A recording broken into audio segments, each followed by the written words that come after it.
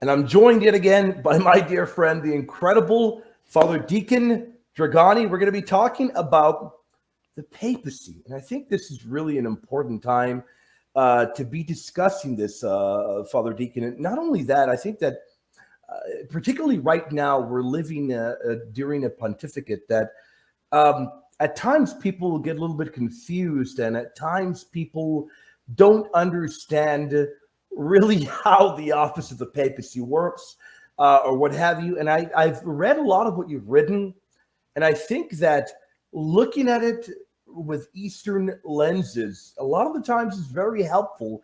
And a lot of the stuff you've written gives very good and solid, grounded clarity. So I'm really excited to talk to you about it today. But before we even dive in, my dear friend, how have you been? Good. It's always a joy being on here with you, William. I look forward to it. Yeah, and the audience loves having you. They love having you. So I'm thrilled each and every time that you do come on. Really happy to have you here. And let me begin right away. When it comes to the papacy, as an Eastern Catholic, you without a doubt have an incredibly rich perspective because you understand the concerns that perhaps some of our Eastern brothers and sisters may have, but you're also grounded in Catholic dogma and sacred tradition, so you're able to really lay it out in a very clear fashion. And as we believe, the very heart of what we call the papacy, the office of the Pope, we believe it to be divinely inspired, scriptural based. We can find in the Bible, in early church history. But let me ask you this. What would you say is the greatest misunderstanding, whether it be amongst Catholics or even our Eastern friends, when it comes to the papacy? I think the greatest misunderstanding, both among Catholics and Eastern Christians who are not Catholic, is that the papacy functions like an all-powerful dictatorship. And that's a very common thing. And even if those words aren't used, that perception is out there, especially in the Catholic world. So, for example, Pope Francis might be on his plane traveling somewhere. He answers a reporter's question. He speaks off the cuff. His answer may not be theologically precise, could perhaps be interpreted in different ways, but immediately it's like an earth-shattering headline. And people get all worked up about it. Perhaps more liberal-minded people will see the headline and say, yes, things are changing. And a more traditional person might say, oh no, the Pope is privately a heretic. That whole scenario is based upon the misconception that the Pope is like the Supreme Lord of the Church, which is not the situation at all. I think what we're looking at here is that, for better or for worse, since the dawn of technology, that we have today, things such as television and then internet and radio, the Pope has become like a mega celebrity. And I think people pay way too much attention to the Pope, to be honest with you. Yeah. And what I mean by that is the Pope has a very important role of leadership, but not everything he says is true. And not everything he says is necessarily even important or worth paying attention to. But people tend to fixate on it. And that's not healthy, and it leads to a lot of problems. I know people who've almost left the Catholic Church in the past 2 or 3 years because they fixate so much on every word coming out of Francis's mouth. One friend of mine approached me a couple of years ago, ready to leave the church. And he was so upset about various things that Francis said that may have been misinterpreted, that I think was misinterpreted, really. But I asked him about his parish. Oh, I have a really good parish. What's your pastor like? He's a really holy, wise priest. What's the liturgy like at your parish? It's very beautiful, spiritually uplifting. I get so much out of it. And then I said to him, but you're ready to leave the church? Well, yes, the Pope says things I don't agree with. I'm like, well, how about you just stop paying attention to the Pope and look at your own spiritual life and the awesome parish you belong to? Yeah.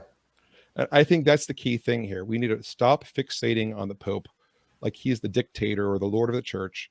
And we need to focus on our own spiritual lives and our own parishes and our own local communities and understand the Pope plays an important role, but he does not deserve or want the level of celebrity that he has. Yeah. And this has been a problem probably for the last, 30, 40, 50 years, perhaps. I think it's a huge problem. You bring up a really good point there that I have noted that even Pope Francis himself has urged the faithful to turn to Christ, to spend time in prayer, in meditation. And I think that even he would tell people to not,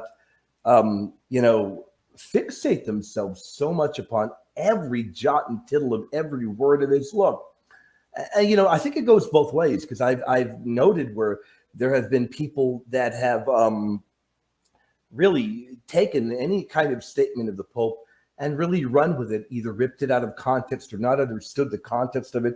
And then I've got people where then you have other people where clearly Pope Francis has said something either in haste, perhaps, or what have you, something not very precise, which we know is not his official opinion, because in written works of his, he has said has his official opinion there. And then you've got people that will come out and that will go to incredible lengths to examine perhaps an off-the-cuff statement and look at it and really dissect it as if you're dissecting scripture, and look for ways of reading him and reconciling him. I got to be very honest, Father Deacon, at times it really does border on, a little bit of craziness there, because, sometimes these statements are off the cuff statements. They're not, perhaps Francis has not been precise and he recognizes that. But in the media driven age that we live in, people are going to take anything and they're going to just really run with it. And I think that is such a massive problem that we did not have because social media had not blown up to the extent it has now under the pontificate of Pope Benedict, and it was virtually non-existent under the pontificate of Pope St. John Paul II. So this is really a time where I think people need to really reflect upon a prayerful life more than ever. Would you agree? Oh, absolutely. And you have a really good point there. Everything the Pope says now seems to go under a microscope. And again, people are paying way too much attention to it. I speak off the cuff. I'm not always right. I say things sometimes that are objectively wrong, or I misphrase things. We all do. Anyone who speaks off the cuff is going to make mistakes. Now, what I say in a conversation on a podcast, or say to somebody, in a restaurant, or what I say to a parishioner in the social hall after liturgy, is very different than what I would actually, take the time to write up and get published in a journal somewhere. Yep. Very different. But even then, I make mistakes. Pope Francis is no different than you or I when it comes to that type of thing. Papal infallibility does not extend to what he says to a reporter in an interview. It just doesn't. And like you said, there are people who will take every sentence he utters and literally subject it almost to the historical critical method with the level of hermeneutics they're employing. And it's a little obsessive. You and I both know there are individuals out there who perhaps have good intentions, maybe not, who, when the Pope says something a little bit vague, they'll spend 4 podcast episodes analyzing it in extreme depth to try and prove how heretical he is. Yeah. No one can survive that kind of scrutiny. No. I'm certain they could take a broadcast I did with you or with Michael or with somebody else, take a few sentences out of there and prove that I'm a heretic. It's probably very possible. Yeah, no doubt. Yeah, I mean, and no doubt at all. Perhaps if any kind of statement that lacks complete theological precision, a lot of them can just grab anything and really run with it, even if they know that we're attempting to be precise, even if they know that maybe we misspoke, which is a problem. It really is a problem, because we're living in a very different age, and the age where you've got people that if the Pope has a misstatement or misspeaks, a lot of these people really run with it. And, we've got people that even can't stand the Pope to the point where they won't even refer to him as Pope Francis. And, it's real, almost lunacy, if you will. And I think a lot of it has to do with misunderstanding what the role of the Pope is, because the one thing that you want to avoid are either extremes. And when we say that, we mean either extremely hating Pope Francis or the individuals that believe that Pope Francis can do no wrong, can speak no wrong. And look, Pope Francis would probably tell you himself, hey, I'm imperfect. I got to go to confession. You know, I make mistakes as well. So I think that is important. We need to realize that even in Scripture, St. Paul opposed St. Peter to his face. All the while, he had to have known that St. Peter was a rock. He knew he was Cephas. He knew he was the rock. He knew he was, as St. John Chrysostom says, that prime leader at the Council of Jerusalem. So they knew these things, yet they did not think that the Pope was at the level of a deity, irreproachable. You could never, ever criticize the Pope. I think there is a healthy level of being able, there's a healthy way of being able to say, look, I don't agree with what Pope Francis has said here, and that's perfectly fine. I can remain Catholic all the while. And I think we're living in a time where people, Father Deacon, they get fed up with what the media portrays of Francis. A lot of people leave the church, go to another faith. And I hate to break it to them, but, the grass is not greener anywhere else. Anywhere else. You're going to encounter problems in every church, even and we love our Eastern brothers and sisters. You're going to encounter problems over there as well. And here's the biggest problem that I see, Father Deacon. What happens when people become sick and tired of Pope Francis? They leave. Let's say they go to Orthodoxy or Protestantism. Let's use Orthodoxy as an example. Then they run into issues over there. Well, a lot of these people, Father Deacon, what is going to happen in the end? They're going to end up out of the faith altogether.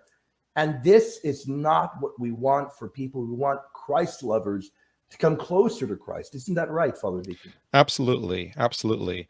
You're right. People who hop from jurisdiction to jurisdiction, from religion to religion on a serial level, one after the other, very often they end up with nothing, or they end up lost or feeling disillusioned. And it's because they're looking for something that doesn't exist, which is a perfect, flawless church with perfect leadership.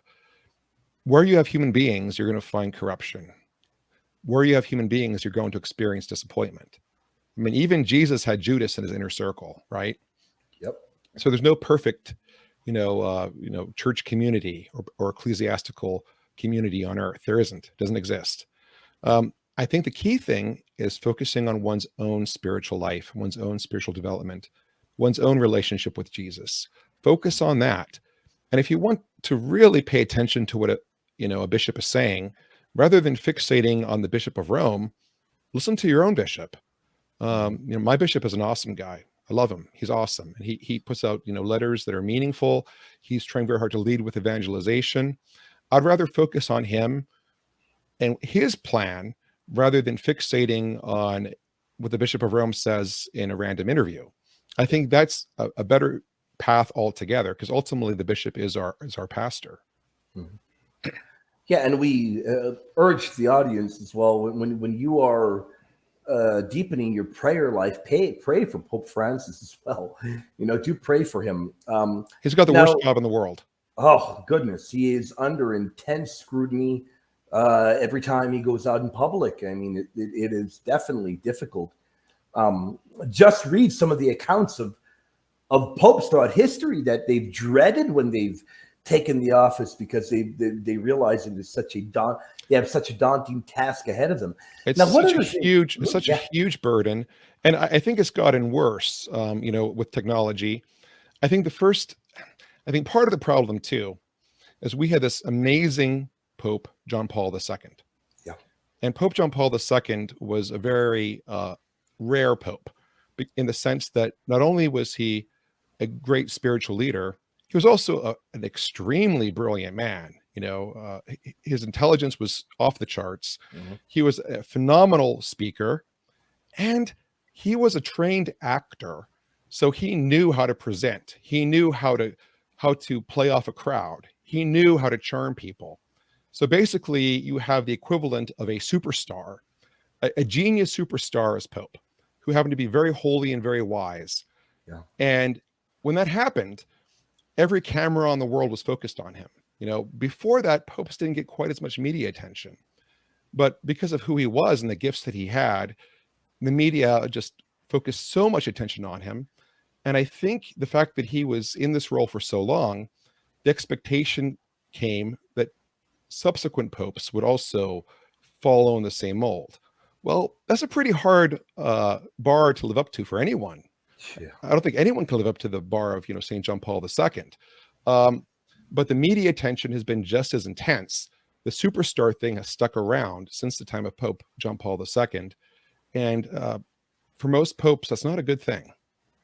No, definitely not. It really is tough as well. Now, when we talk about the office of the Pope, now when it comes to our Eastern brothers and sisters, even some evangelicals, they'll have no issue recognizing, okay, St. Peter very clearly has an important role in Scripture. He's the rock of the church on which Christ built his church.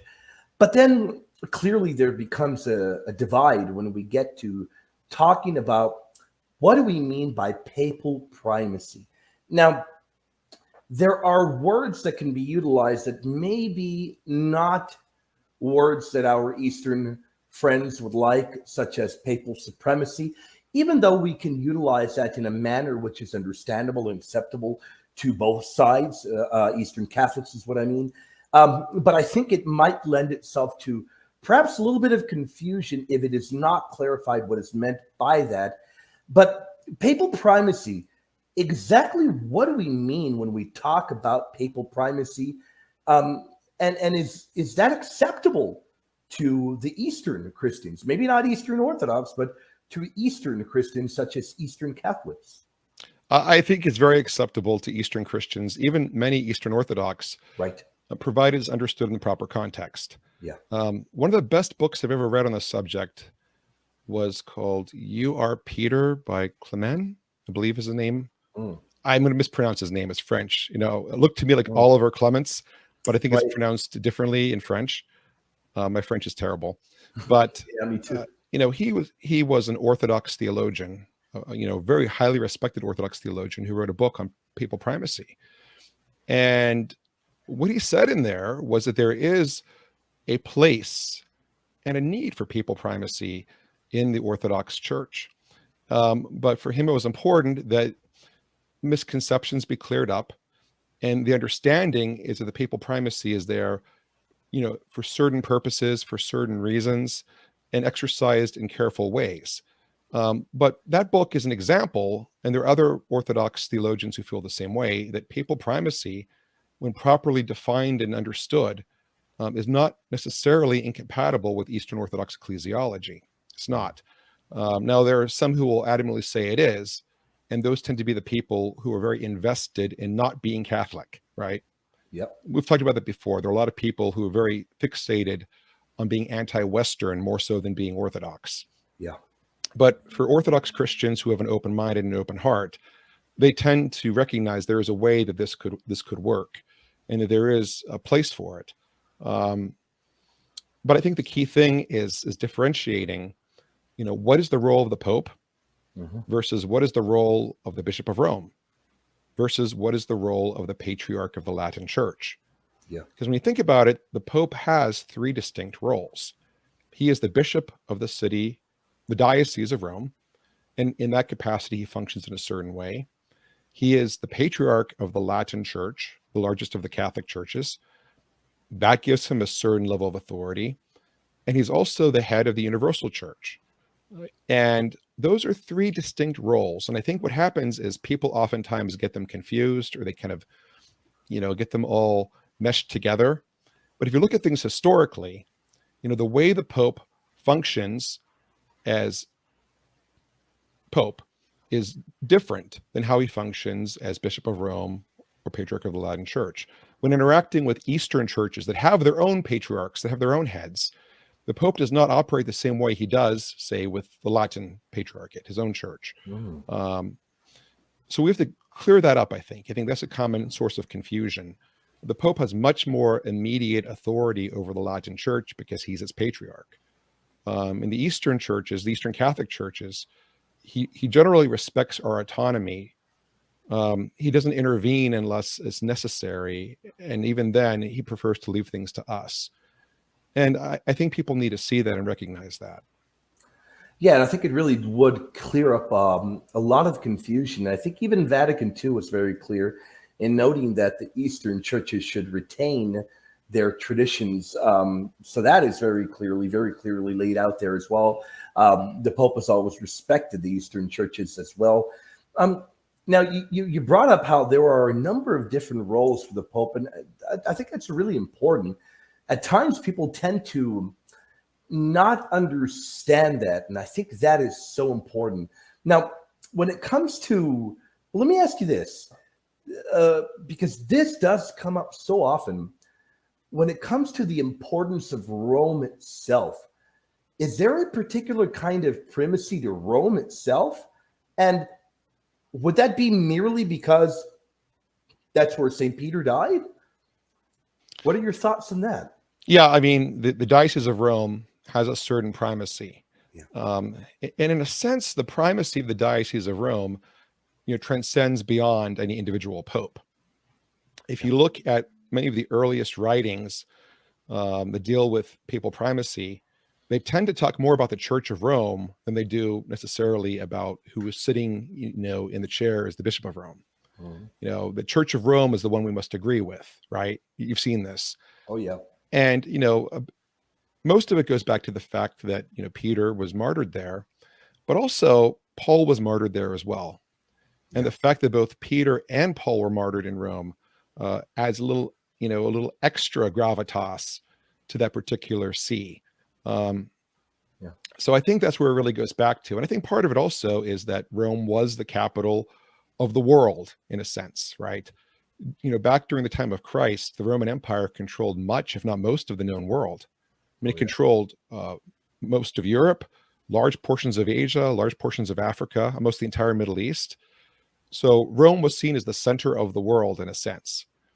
And I think that fact that this was the center of the empire that had persecuted the church, and then later on the empire that bolstered and strengthened the church, I think the fact that it was the center of the empire, along with the fact that both Peter and Paul were martyred there, gave a certain gravitas to the See of Rome that no other see ever possessed.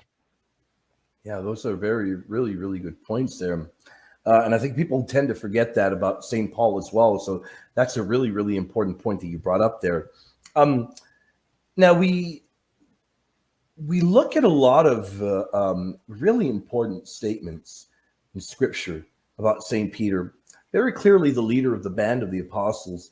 Now, is there an issue? And I know this is a question that is definitely a controversial one, but from a Catholic perspective, would we have a problem when an Eastern Orthodox friend of ours says that the Pope is the first among equals? Or is that something that we can hear it and we can say, okay, yes, we agree as long as, and then we nuance it out? Or is it completely unacceptable from a Catholic perspective? I think anything can be approached in a way Yeah. that can be reconciled with the faith. So the expression, first among equals, it depends on how you interpret it.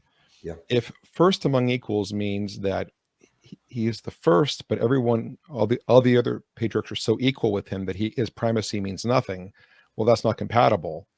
But if you look at it this way, he's the first among equals, so the patriarchs are equal, but yet he is the first. And if that entails a certain level of primacy, I think that could be understood and accepted. You have to kind of clarify, I think we have to clarify what we mean by first, right? Yeah. If it's just a first that has a meaningless position, basically means he's first in line. Mm.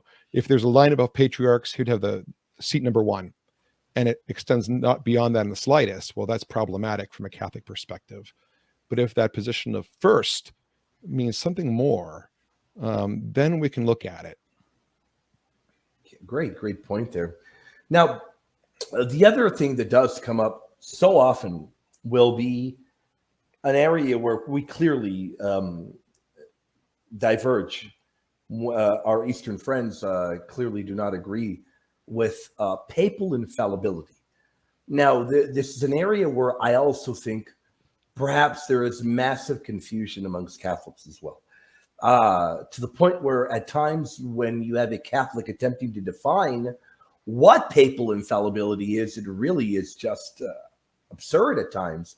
Now, maybe you can kind of lay it out for us, and perhaps in a very simple kind of way, in a way where the audience can hear it and they can say, okay, well, then that's a version of papal infallibility that, maybe I need to think about it, pray upon it, but maybe I can get on board with that. Perhaps what is papal infallibility, and are there limits to that?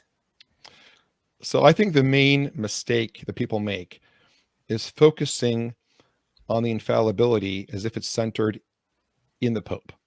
Mm-hmm. I think the infallibility is centered in the church, not the Pope. And I think if we look at it that way, that the church is infallible and the Pope in his office exercises and shares in that infallibility, I think that makes a lot more sense theologically than focusing it all on the Pope as being the source of the infallibility, because he's not. So if we look at this, in Matthew's gospel, Jesus says to Peter, "You are Peter, upon this rock I will build my church, and the gates of hell will not triumph against it." Mm-hmm. That promise, the gates of hell will not triumph against it. That means that the church that Christ is building will never go into error. Right. If it goes into error and is leading people to hell, at that point, the gates of hell have triumphed. Yep. And Christ promised that will never happen. So we know that Christ's church is protected from error. It's protected from error. And then Jesus says, "You are Peter, and upon this rock I will build my church." And what that means then is that the papacy, the Bishop of Rome, the successor of Peter, plays an important part in this infallibility, mm-hmm. The rock upon which the church is built. But that doesn't mean that the Pope himself is infallible as a person. He's not. Popes make mistakes. The way Vatican I kind of tried to resolve it was by focusing specifically on ex cathedra statements on matters of faith and morals. Yeah. But even then, I don't think that's necessarily complete or necessarily the most helpful way of looking at it. It's true, but I don't think it's really an exhaustive way of looking at this. I really think the better way is to look at the church as being infallible. And if the rock, if the successor of Peter is actively leading the church into error in official teaching, well, then the gates of hell have triumphed. Right. So I think if we understand the infallibility as being focused on the church is powered by the Holy Spirit, and the Holy Spirit is protecting the church from error. And the Pope, in his office of Pope, is sharing in that infallibility.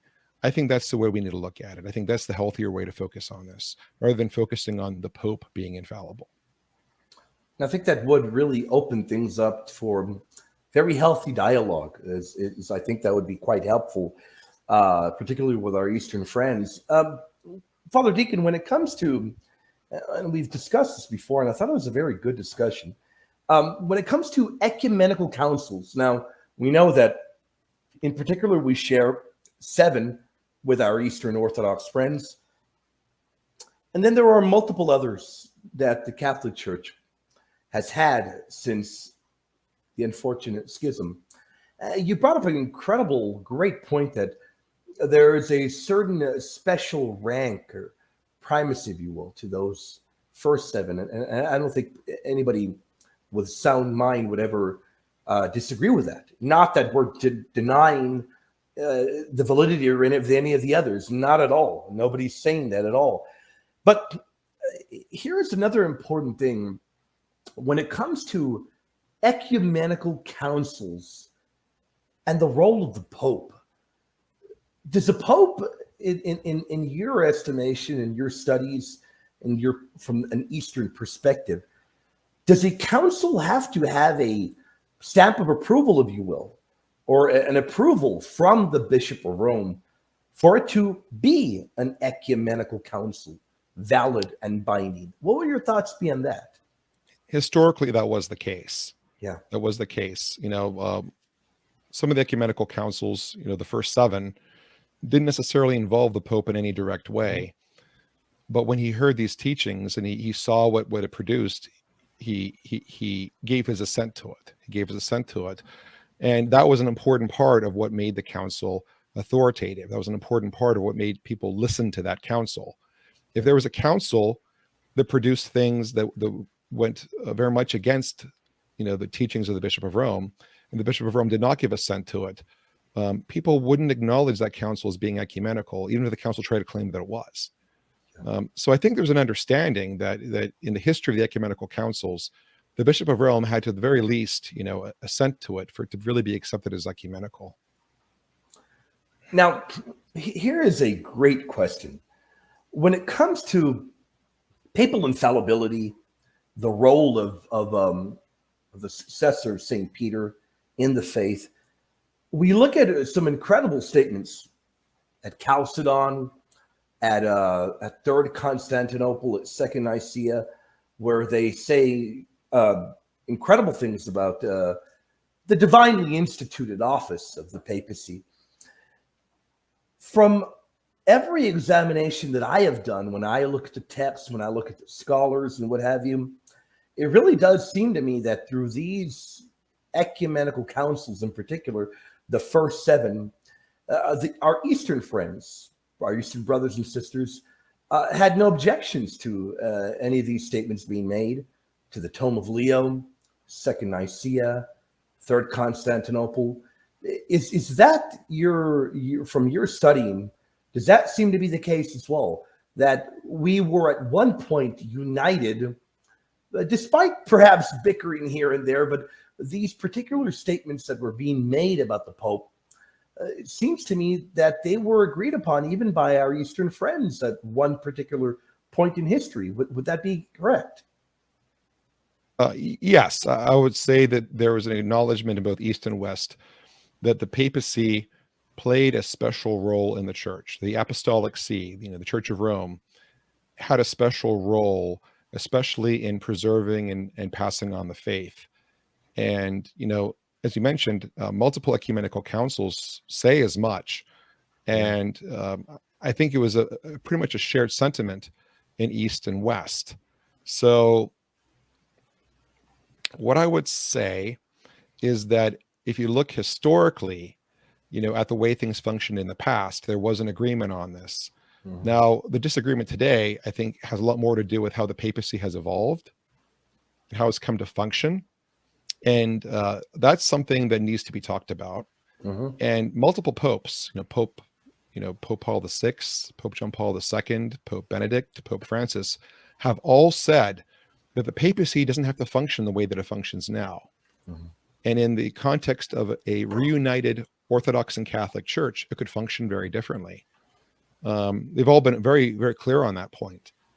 So I think if you look back historically, the core of it, this idea that there's a special primacy was agreed upon in the East and the West, for the first many centuries.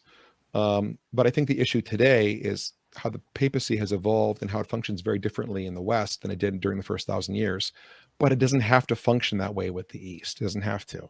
And what do you mean by that? In case anybody in the audience, when they watch this, well, in case they wonder and they say, okay, what exactly, in what sense, what kind of an evolution that perhaps could, that number one, what perhaps a kind of an evolution we see today that the Pope does perhaps that is not an essential and perhaps could be changed if there is reunion with our Eastern friends?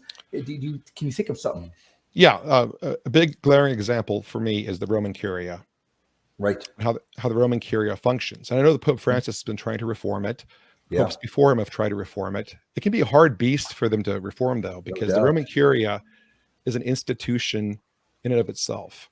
Mm-hmm. I mean, sometimes in America and American politics, you hear the expression, the deep state, right? Mm-hmm. There's this deep state. There are these FBI agents who've been there through multiple presidential administrations who are so ingrained, they don't care who the president is, they're going to do things their own way. That's, at least that's the belief that some people express. I'm not sure if it's true or not, but people express that. Where there really is a deep state in the Roman Curia. There really is. There are people who are very entrenched there, who've been there for decades. Hopefully, many of them have good intentions, but most of them are used to functioning in a certain way. And what happens is the Roman Curia oftentimes tries to kind of, boss around bishops. Yeah. It tries to exert its will over things it necessarily shouldn't. And this has been a problem for a long, long time, going back many centuries. And it does all of this in the name of papal authority. So the question becomes, when Jesus says to Peter, you are Peter, upon this rock I will build my church. When he said that, was he referring to Peter and his successors? Or was he referring to Peter, his successors, and the massive bureaucracy that serves him? That's the key question there. And I think we can all agree that the bureaucracy that's there doesn't necessarily reflect how the papacy should or historically did function. That's the key thing. So let me give you a really concrete example of this. It was very problematic historically. Are you familiar with the whole situation with the Eastern Catholics when they first came to the United States? Yeah. So yeah, I mean, for those viewers who are not, here's what happened. When the first Eastern Catholics came to the United States in the late 1800s through the early 1900s, they came, they set up parishes, and they began, writing to bishops in Europe asking for priests to come. Yep. And priests were sent over. Now, at that time, the majority of Roman Catholic bishops in the United States, most of them were Irish, and they knew very little about Eastern Catholicism, pretty much nothing about Eastern Catholicism, and they were very suspicious of it. And what happened was these Eastern Catholic bishops would show up. Eastern Catholic priests would show up, and they'd have to get permission from the local Roman Catholic bishop because there was no Eastern Catholic hierarchy in the country at the time. Sometimes the Roman Catholic bishop would, let them go and serve the Eastern Catholic community. But in some cases, they'd be shocked and scandalized when they discovered that the Eastern Catholic priest was married. And this was a big problem from their perspective. They saw this as a crisis. There were married priests showing up in the United States. And what eventually happened is a bunch of the Roman Catholic bishops in the United States wrote to the Vatican and said, hey, this is a cause of scandal among our people. And then the Vatican issued some, statement essentially forbidding Eastern Catholics from having married priests in North America. Now, that did tremendous damage. When that happened, a lot of Eastern Catholics left the Catholic Church and became Eastern Orthodox. Right. That's really the root of the OCA, the Orthodox Church in America. It was started primarily by Eastern Catholics who left over that issue. Also, the Carpatho-Russian Orthodox diocese came out of that as well.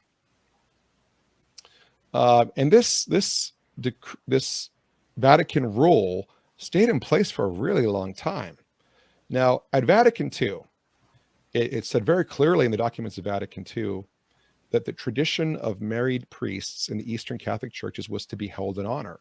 Yep. And it was very clear. And at that point, everyone assumed that restriction was gone. But there were still bureaucrats in Rome saying, oh no, you cannot have married priests in North America. And they were trying to kind of push this. So what happened was, in North America, you had some Eastern Catholic bishops who were afraid of getting on the bad side of these Roman bureaucrats. So they'd only ordain celibate men. And then you had some Eastern Catholic bishops who said, wait a minute. Vatican II says that this is our tradition, is to be respected. I'm going to ordain married men. And sometimes those bishops got on the bad side of various Roman bureaucrats. And those Roman bureaucrats would try to make things very difficult for them. In a concrete example.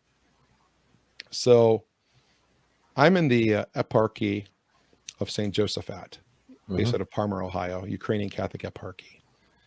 And we had a bishop years ago. He passed away in the past year, Bishop Robert Moskal, wonderful guy, who at a certain point realized we needed more priests. And we had a nice group of deacons. Many of them were highly educated. Some of them had completed seminary training. And we didn't have enough priests. And he's like, you know what? Vatican II says I can do it. I'm going to start ordaining these men as priests. And keep in mind, over in Ukraine, we've been ordaining married priests all along, and that never stopped. So he took some men who were, very experienced deacons, made sure they had the training they needed, and ordained them as priests and assigned them to parishes. One of them became my pastor, Father Andrew Krasolski, who passed away a few years back. So he was ordained to the priesthood in the 1990s as a married man by Bishop Robert. And he was serving in two parishes, my parish and another neighboring parish. And he told me the story. He told me how one day he checks his mailbox and there's a letter there from Rome. And there was a letter from some, bureaucratic office in Rome saying that he was ordained validly but illicitly. And he was hereby forbidden from exercising any kind of priestly ministry. Now, first of all, how on earth did somebody in Rome hear about this? Probably somebody tattled to them. Of course. Yeah, no doubt. And this bureaucracy in Rome, he didn't tell me which office it even came from, but some bureaucrat in Rome felt it was necessary to write a letter suspending him from ministry. So, Father Andrew has this letter saying he's an illicit priest. He cannot serve as a priest. Wow. He went to our bishop, Bishop Robert, and showed him the letter and says, what do I do? And Bishop Robert's like, oh, you got a letter from Rome. How nice. Hold on to it as a souvenir. Go back and serve as a priest. He obeyed his bishop, and he came back and he served as a priest, even though he was supposedly suspended by some bureaucracy in Rome. And he was my pastor when we first moved to our town where we currently live. And it was funny because I forget the year. I want to say it was 2013. I think it was 2013 or 2014, where Pope Francis caught wind of this issue. I don't think he was really aware of it before because he was in South America where married Eastern Catholic priests were like a non-issue for the most part. And I don't think he was aware of the situation in North America. So he found out what was going on in North America. And as soon as he found out about it, he issued a decree on his own authority saying any restrictions on married Eastern Catholic priests anywhere in the world have been lifted. Wow. It's up to the Eastern Catholic bishops to do what they want to do. If an Eastern Catholic bishop wants to have celibate priests, like the Cyril and Cara, bishops seem to prefer having celibate priests, fine, that's up to them. But it was not something the Pope was going to interfere with, not something that Rome would stop. So at that point in time, it was funny. Father Andrew at that point was in his 80s. He'd been a priest for, maybe not quite 20 years. I forget how many, but at that point in time, he was finally a licit priest. Wow. He was finally serving licitly as a priest after how many years in the priesthood? Goodness. So what I'm getting at here is you had an office in Rome dictating to other churches, dictating to Eastern Catholics what we can and cannot do. And doing so supposedly under the umbrella of the Pope's authority. And that's a problem. That is a problem. And I think that more than anything needs to be reined in if there's going to be any kind of fruitful, reunion with the separated Eastern churches. Now, before we conclude our show here, I think you've made a lot of great points there, Father Deacon. I'd like to ask you, do you think reunion is possible if we were to, with a level head, come with these particular kinds of ideas to the table and dialogue and discuss them in a charitable way? I think so. I do think it is very possible. I think we need to see both sides perhaps make more of an effort. I mean, right now there are official dialogues going along, and these official dialogues have produced some really wonderful documents. They've made some major progress, but I think there needs to come a point where the Pope and certain Orthodox patriarchs just sit down and say, okay, how do we fix this? Enough pussyfooting around, enough dialogues. Let's just figure out how can we end this right here, right now. Yeah. And I think it may take something that drastic, is just sitting in a room and saying, what do we do to fix this? I think that's what it's probably going to take, but is it possible? Yeah, I think it is. I think Patriarch Bartholomew would be very, very open to that discussion. Yep. He said so many times. Hopefully, when he passes, God forbid anytime soon, but hopefully his successor would feel the same way. There are probably other Orthodox bishops and patriarchs who would feel the same way. But there are some who, no matter what, will never want reunion with the Catholic Church. Yeah. I think the Patriarch of Moscow is the prime example of that. And I think that situation is he is an agent of the state more so than he is a servant of the church. No doubt. Yep. You heard about the discussion that he had with Pope Francis a few months back. I don't know if you heard about this. I think I did. I don't remember the particularities of it, but yeah, I do remember the discussion he had. Apparently, he and Pope Francis had a discussion, and it was supposed to be private, and somehow it leaked out. And the Pope said to him, "Don't be Putin's altar boy." Yeah. Yep. And that's a powerful statement there, because he basically was being Putin's altar boy. Exactly what he was being. So, that's a tough nut to crack right there, that situation with Russia. Yep. Because of the Caesaropapism that is so strongly ingrained there. But I think there is, with some of the Orthodox patriarchs at least, a willingness to work through this. And I am optimistic that it can happen. At one point, I was very, very down on the possibility. I thought it would never happen. But weirdly enough, in the past few years, I've seen more things that make me feel hopeful about it. I agree. And strangely, one of those things is the de facto schism between Moscow and Constantinople. Because I think as long as Moscow was in the middle of all of this, progress would be nearly impossible. Yeah. But now that Moscow has essentially separated itself from the rest of the Orthodox world, maybe things can happen that couldn't happen before. And we definitely should and definitely have got to pray about this.